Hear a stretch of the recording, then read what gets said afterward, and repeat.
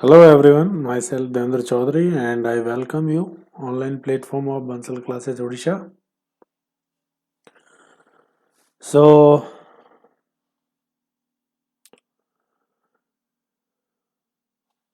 आज हम कुछ और चीज़ें भी डिस्कस करते हैं। रियल सर्किट में एक और सर्किट ऐड करते हैं हम और ये काफ़ी इम्पोर्टेंट सर्किट भी है and which is RLC circuit. मतलब उसमें रजिस्टर एंड कैपेसिटर और इंडक्टर तीनों होंगे। तो सबसे पहले देखते हैं सर्किट कैसा होगा। तो circuit will be like this. यहाँ पर सबसे पहले resistor, then capacitor, then inductor. बहुत आसान है, आप पेशेंस रखें और चीज़ों को स्टेप वाइज समझते जाएं।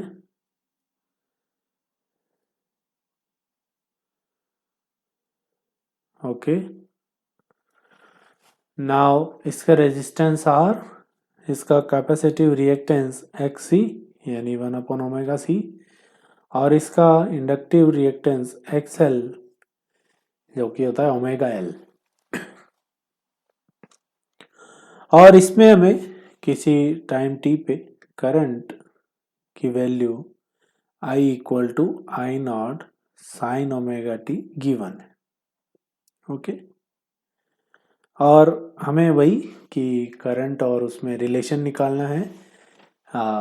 करंट अगर गिवन है तो ईएमएफ यानी वोल्टेज निकालना है, तो वोल्टेज हम फाइंड करेंगे EMF as a function of time t। Okay, so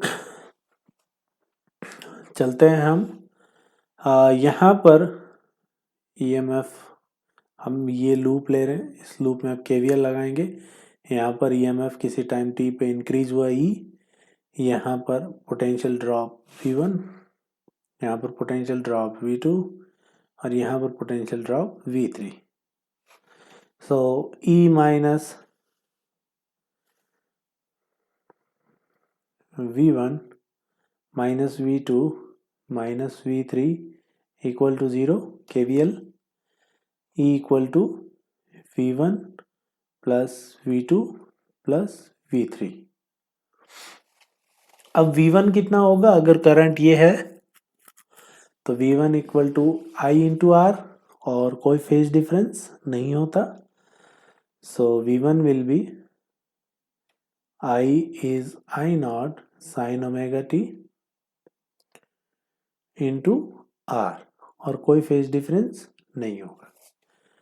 V2 capacitor है और कैपेसिटर में V2 मतलब पोटेंशियल करंट से π/2 पीछे रहता है और मैक्सिमम वोल्टेज आपको मिल जाएगा ओम्स लॉ से। मैक्सिमम वोल्टेज V2 में कितना होगा I not into XC and sine voltage π/2 पीछे रहता है, ओमेगा टी करंट का फेज है minus π/2 and plus V3 inductor है। इंडक्टर में मैक्सिमम वैल्यू वोल्टेज की I not XL I R and sine, और इसमें वोल्टेज करंट से π/2 आगे रहता है। So omega T plus π/2। So अब आप देखो कि ईएमएफ में 3 SHM ऐड हो रहे हैं। पहले का amplitude I not R, I not XC and I not XL। Got my point. तो तीनों SHM को हम ऐड करेंगे फेजर डायग्राम से, तीनों के एम्पलीट्यूड को वेक्टर मान लेंगे और बीच के एंगल हम देख लेंगे कितने एंगल होंगे, जो फेज डिफरेंस बताएगा हमको एंगल के बारे में। So first of all this is, ये लाइन हमारी फेज ऑफ करंट। तो फेज ऑफ करंट कितना है ओमेगा टी, तो यहाँ पर फेज ऑफ करंट वाला एम्पलीट्यूड इस डायरेक्शन में आएगा। तो पहला एम्पलीट्यूड आई नॉट आर और उसका फेज ओमेगा टी यानी करंट के बराबर है। तो यहाँ पर पहला वेक्टर आई नॉट आर, दूसरा amplitude I nought XC and this is omega T से पाई बाई टू पीछे है इसका फेज। सो यहाँ पर फेज ऑफ करंट उससे पाई बाई टू पीछे, इधर होगा आई नॉट एक्स सी। और तीसरा आई नॉट एक्सएल, वो ओमेगा टी से पाई बाई टू आगे। सो आई नॉट एक्स एल।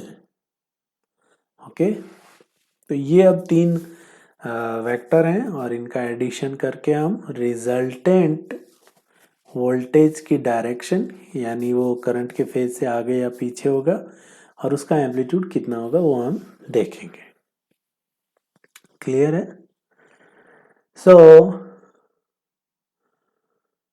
अब यहाँ पर हम तीन केसेस लेते हैं कि पहला case when case 1 when XL is greater than XC, जब XL XC से ज़्यादा होगा मतलब इंडक्टेंस सर्किट में कैपेसिटेंस रिएक्टेंस से ज़्यादा होगा तो circuit will be more inductive less capacitive, या फिर आप यूँ कहो कि इंडक्टिव सर्किट होगा। ये प्योरली इंडक्टिव नहीं बट इंडक्टिव होगा। ठीक है, और जब एक्सेल एक्सिस से ज़्यादा होगा मतलब ये जो वेक्टर है इसकी लेंथ इससे ज़्यादा होगी आई नॉट एक्सिस से, तो हम रिजल्टेंट वेक्टर आपका ऊपर आ जाएगा इन दोनों का, कितना होगा I not XL minus X C and this is I not are.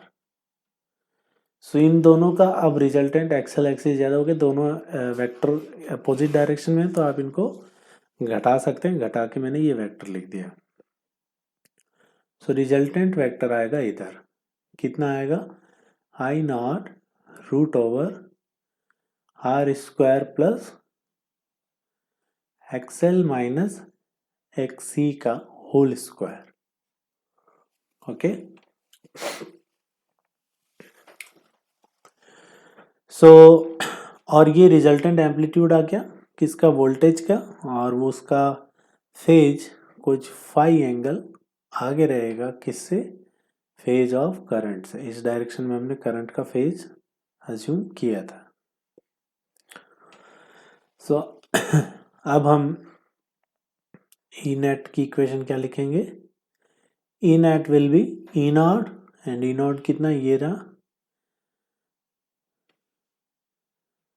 Maximum value I not R square plus XL minus X C का whole square, got my point, into sine, उसके बाद इसका फेज करंट के phase से phi आ गया। देखो phase of current लिखा है तो यहाँ पर हमने phase of current omega T लिया है, तो ओमेगा टी प्लस फाई, और फाई कितना होगा यहाँ पर, तो फाई होगा tan inverse XL minus XC divided by R. Okay, phi आप निकाल लें, तो ये अब ई नेट की इक्वेशन बनेगी। और यहाँ पर ये जो मैक्सिमम वैल्यू में ये चीज है, this one is called impedance, इसको क्या कहेंगे, इम्पीडेंस। Z इसकी यूनिट क्या होगी, ओम, वैल्यू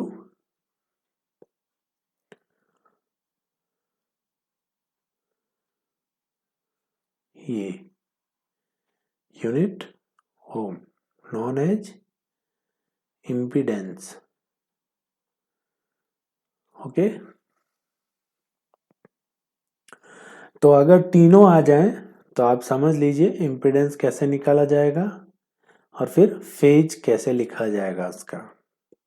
बहुत ही आसान है, कोई दिक्कत वाली बात है ही नहीं। अब दूसरे केस में चलते हैं। When XC is greater than XL,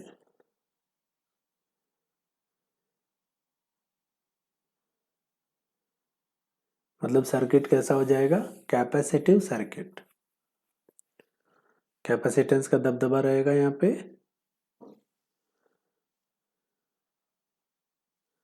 okay, तो अब इस केस में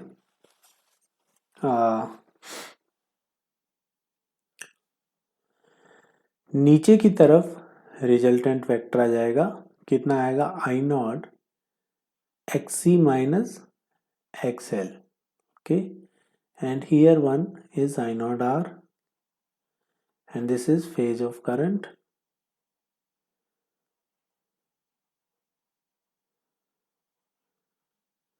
और अब इसका रिजल्टेंट इधर आएगा, कितना आएगा? तो I नॉट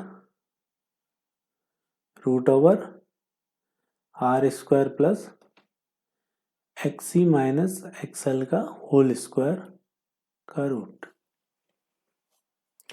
और अब ये फाई एंगल पीछे रहेगा किससे? करंट के फेज से। तो अब ई नेट की इक्वेशन क्या लिखेंगे? E net maximum value E naught is this I naught root over R square plus XC minus XL का होल स्क्वायर इंटू साइन। अब इसका फेज, तो फेज इसका करंट के फेज से फाई पीछे है, मतलब omega T minus tan inverse XC minus XL divided by R। सो अब यहाँ पर आप इसमें देखें, XL माइनस XC है इम्पिडेंस में, और यहाँ पर XC माइनस XL है, लेकिन दोनों का स्क्वायर है, तो आप कुछ भी लिखो, इम्पिडेंस दोनों के लिए सेम है। यहाँ पर भी इम्पिडेंस क्या है? Root over R square plus XC minus XL minus common लेके आप स्क्वायर करेंगे, फिर से पॉजिटिव हो जाएगा। तो आप इम्पिडेंस तो सेम ही रहेगा दोनों ही केस में, ये ध्यान रखें। ठीक है, तो आप उसको XL माइनस XC लिखें, या दोनों का आप चेंज लिख लें, डिफरेंस कितना है XC और XL में।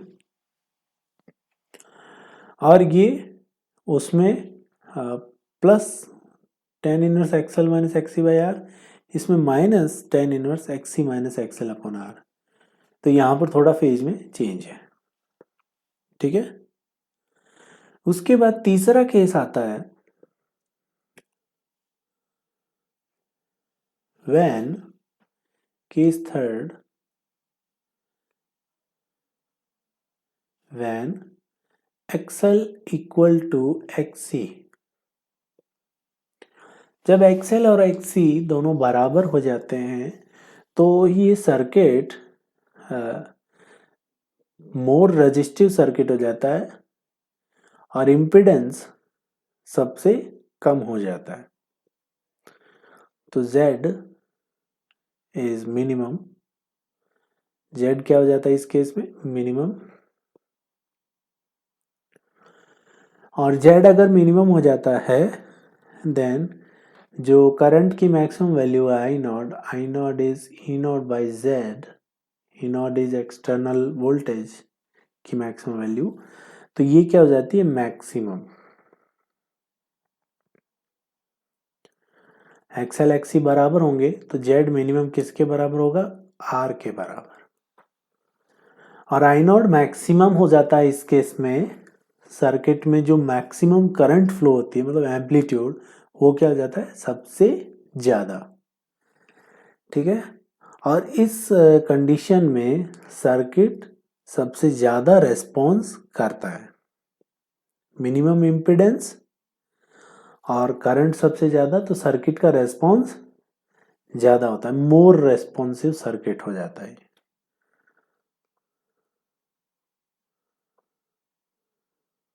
ठीक है, करंट ज़्यादा फ्लो होगा तो सर्किट ज़्यादा रेस्पॉन्ड करेगा। तो ऐसे केस को जब सर्किट आपका मैक्सिमम रेस्पॉन्स दे रहा हो उसको कहते हैं रेजोनेंस कंडीशन।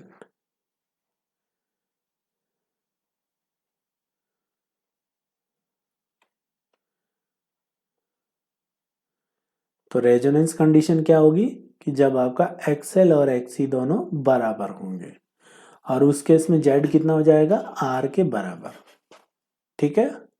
और अब आपका वोल्टेज, ये phase of current I nought XC I not XL दोनों बराबर कैंसिल्ड आउट, और वोल्टेज मैक्सिमम कितना होगा, आई नॉट इंटू आर, और फेज डिफरेंस 0।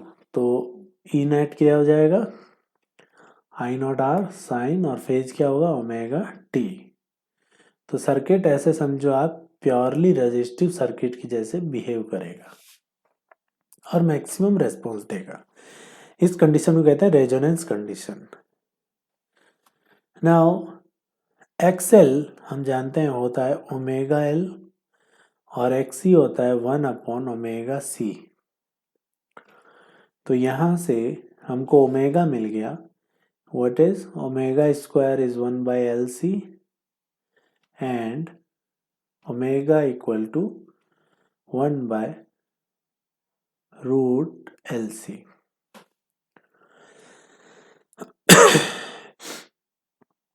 ओके। और omega equal to 2πf frequency. तो यहाँ से ये फ्रीक्वेंसी मिली एफ कितनी मिली, 1/2π एंड 1/√LC। ये फ्रीक्वेंसी है। देखो चीज़ों को ध्यान से क्लियर करें। पहली बात, इस फ्रीक्वेंसी को क्या कहते हैं, तो ये फ्रीक्वेंसी कब आई, जब एक्सएल और एक्सी दोनों बराबर थे, और उसमें क्या आया, रेजोनेंस कंडीशन आई, सर्किट मैक्सिमम रेस्पॉन्ड करने लगा। So this frequency is known as resonating frequency. Resonating frequency. Okay. तो आपको अगर LRC सर्किट में रेजोनेटिंग फ्रीक्वेंसी निकालनी हो तो वो आप ऐसे निकाल सकते हैं। अब बेसिकली क्या होता है कि जैसे ये फ्रीक्वेंसी किसकी है, ये सर्किट की फ्रीक्वेंसी है ना। ये फ्रीक्वेंसी एसी की फ्रीक्वेंसी है। अगर आपने ऐसा सर्किट लगाया है जिसमें एक्सएल एक्सी एक्सएल और आर ये है, और इस सर्किट की रेजोनेटिंग फ्रीक्वेंसी हमने निकाली, कितनी है, 1/2π√L1/LC। अब अगर आप इसी फ्रीक्वेंसी की यहाँ पर सेम फ्रीक्वेंसी की एसी सप्लाई करते हैं, है ना, तो यहाँ पर क्या होगा, रेजोनेंस होगा, क्योंकि ये फ्रीक्वेंसी किसकी थी, एसी की। और एसी की फ्रीक्वेंसी किससे रिलेटेड है, सर्किट से, क्योंकि एल और सी इधर है।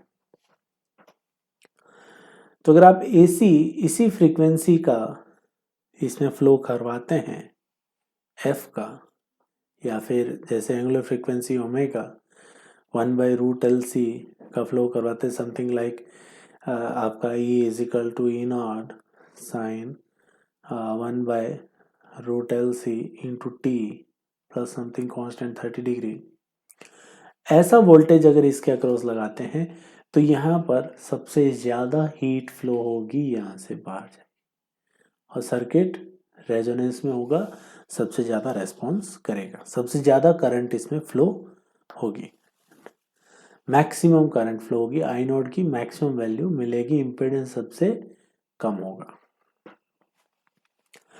इसी चीज़ का यूज किया जाता है आपके रेडियोज में। आपने रेडियोज देखे होंगे, पुराने वाले रेडियो, एफएम की बात नहीं कर रहा मैं, पुराने जो रेडियोज होते थे उसमें यहाँ पर एक नॉब होती थी, एक तो स्पीकर के लिए होती थी छोटी सी, और एक बड़ा सा और होता था, और यहाँ पर कुछ स्केल होता था एक, यहाँ पर स्पीकर होता था। तो अब ये रेडियो ऊपर एंटीना, रेडियो के पास आते हैं सिग्नल, है ना। अब जैसे मान लो सिग्नल आ रहा है, सिग्नल अंदर कुछ ना कुछ उसमें मैकेनिज्म होता है उस सिग्नल से। जैसे सिग्नल की फ्रीक्वेंसी आई 2 किलो हर्ट्ज, ये फ्रीक्वेंसी का सिग्नल आ रहा है। उस सिग्नल के हिसाब से अंदर करंट प्रोड्यूस हो रही है, एसी करंट। तो उस करंट की फ्रीक्वेंसी किसके बराबर है? 2 किलो हर्ट्ज के। ठीक है। अब आप क्या करते हैं, ये जो बड़ा वाला नॉब है इसको अगर आप घुमाते हैं तो बेसिकली ये पीछे जुड़ा रहता है कैपेसिटर से।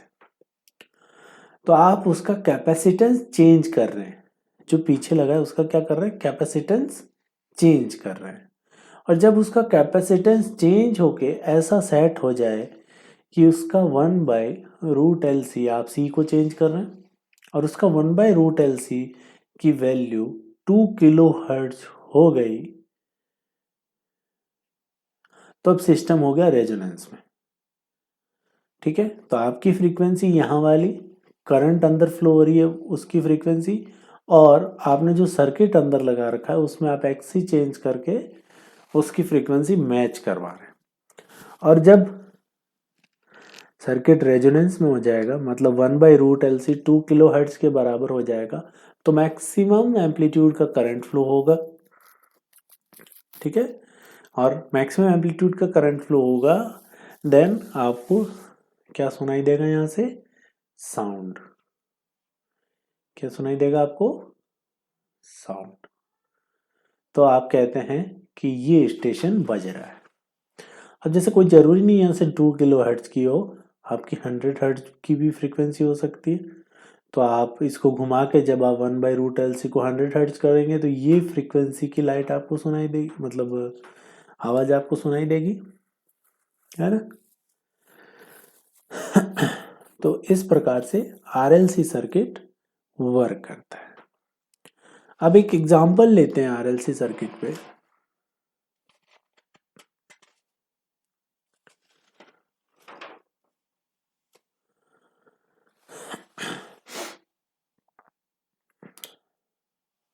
जैसे कि इंडक्टर, कैपेसिटर, रजिस्टर, कैसे भी जोड़ो उससे कोई फर्क नहीं पड़ता। और इसमें करंट फ्लो हो रही है I = 10 sin ω t + 30 degree, and resistance is 4 ohm, and XL is 8, and XC is 5 ohm। ठीक है। तो आप अब किसी भी टाइम t पे जो एक्सटर्नल वोल्टेज लगाया है उसकी वैल्यू बताएं। स्क्रीन को पॉज करें और इसको सॉल्व करें।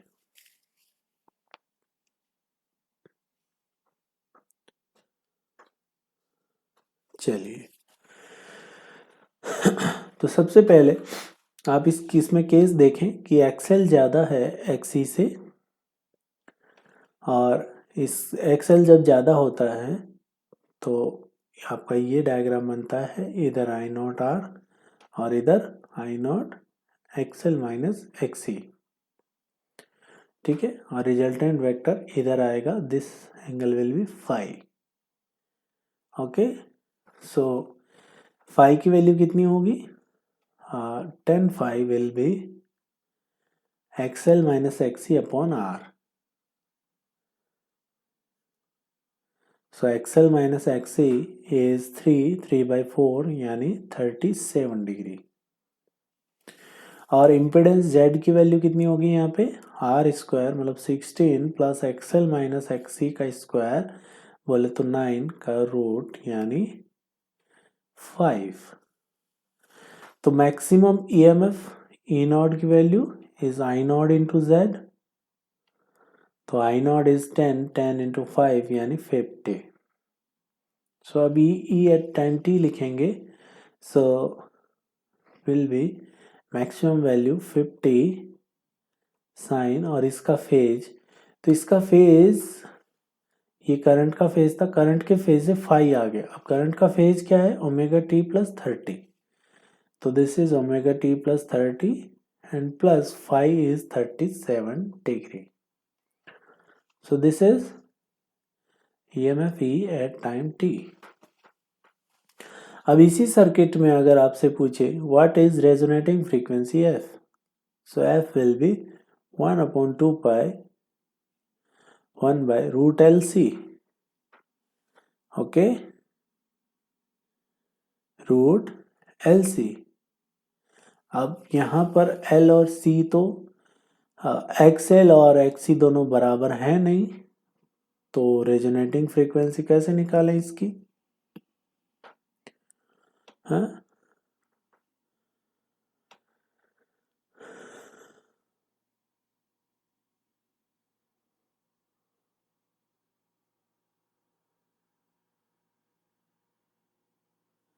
तो ये सर्किट आपका रेजोनेंस में नहीं होगा। ठीक है, अगर यहाँ पे इसका मेरे को इंडक्टेंस मालूम होता, ये मैंने एक्सेल दे दिया है, अब कुछ नहीं हो सकता। इंडक्टेंस L जैसे मान लो इसका 5 मिली हेनरी है और कैपेसिटेंस 10 माइक्रोफैराड है C। तो इसकी हम फ्रीक्वेंसी निकाल सकते थे। ठीक है, क्योंकि आप जब एक्सेल दे देते हो मतलब ये आपने बेसिकली ओमेगा L दे दिया है, तो ओमेगा भी आप फिक्स कर चुके हैं, है ना।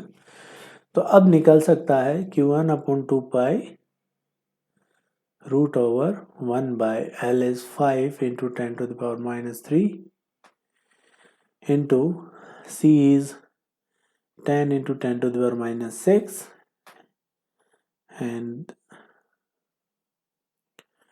तो ये हो जाएगा आपका 1/2 pi and root over 10⁻⁹ and 10⁻8 ऊपर जाएगा 10⁻8 बाय 5। सो अब आप ये निकाल सकते हैं, इसमें कोई दिक्कत वाली बात नहीं है। सो this is how a RLC circuit works। Okay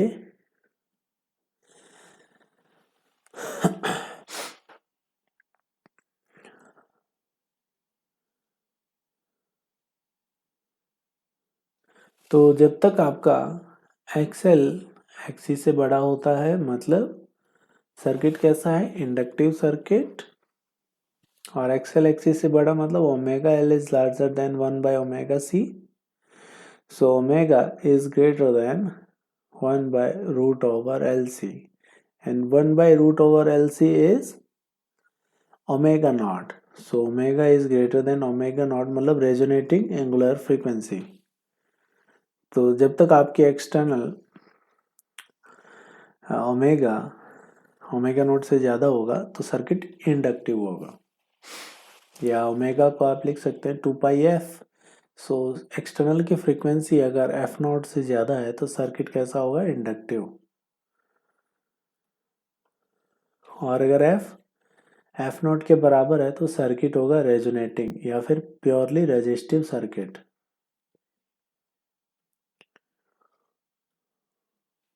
और जब एफ नॉट से कम यानी कैपेसिटिव सर्किट।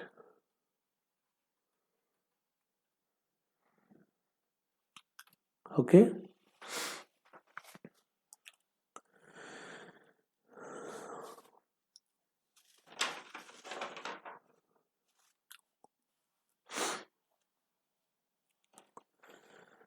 सो अब हम एक छोटा सा टॉपिक और है चॉक कॉइल, उसको भी देख लेते हैं क्या कैसे वर्क करती है चॉक कॉइल।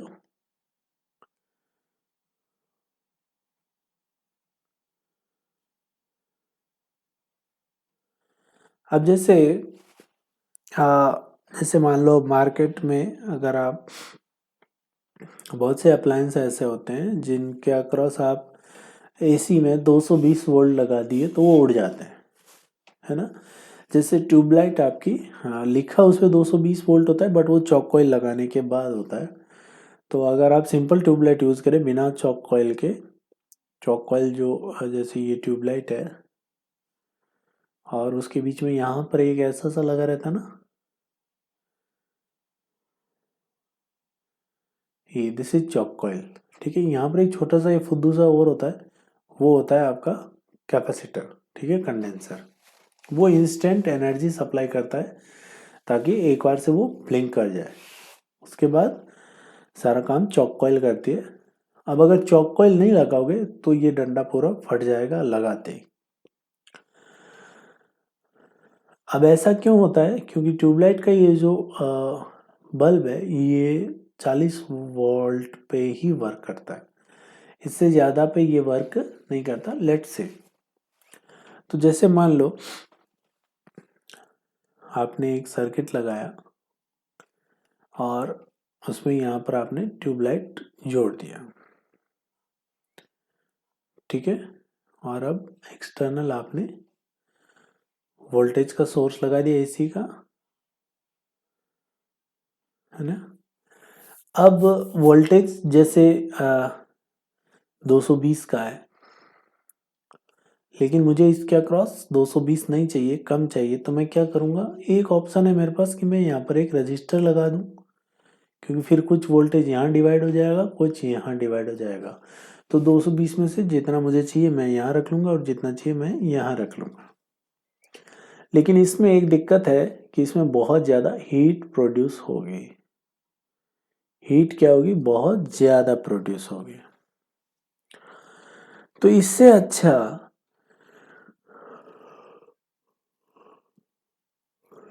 कि आप एक चॉक कॉइल लगाएं, और चॉक कॉइल में क्या होता है, रजिस्टर के साथ साथ एक इंडक्टर भी होता है। ये कंप्लीट एक चॉक कॉइल कहलाती है। अब आपको वोल्टेज ड्रॉप चाहिए तो वोल्टेज ड्रॉप आपको आराम से मिल जाएगा। जैसे करंट इसमें I not sine omega t flow हो रही है, तो इसके अक्रॉस वोल्टेज ड्रॉप हो जाएगा मैक्सिमम वाला आई नॉट इंटू इसका इम्पिडेंस जेड, कॉइल का, चॉक कॉइल का इम्पिडेंस जेड, और जेड कितना होगा, root over R square plus XL का स्क्वायर। ओके,